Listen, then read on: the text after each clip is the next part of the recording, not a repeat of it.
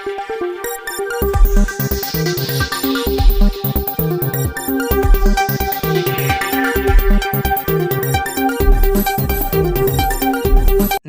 મિત્રો, અમારી ચેનલમાં તમારું સ્વાગત છે। ભાવનગર અમદાવાદ હાઈવે પર આવેલા સેન્સ ગામ નજીક ગઈકાલે બપોરના સમયે એક ઇકો કાર અને અન્ય એક કાર વચ્ચે ગંભીર અકસ્માત સર્જાયો હતો।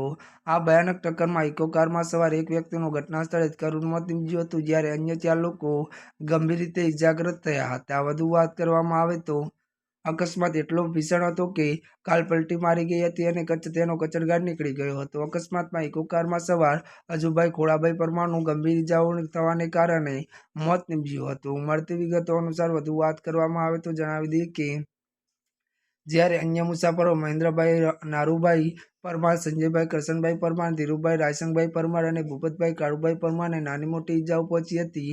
તો વધુ વાત કરવામાં આવે તો અકસ્માત થતાં જ આસપાસના રાહદારીઓ અને ગ્રામજનો તાત્કાલિક મદદે દોડી આવ્યા હતા અને કારમાં ફસાયેલા ઇજાગ્રસ્તોને બહાર કાઢ્યા હતા।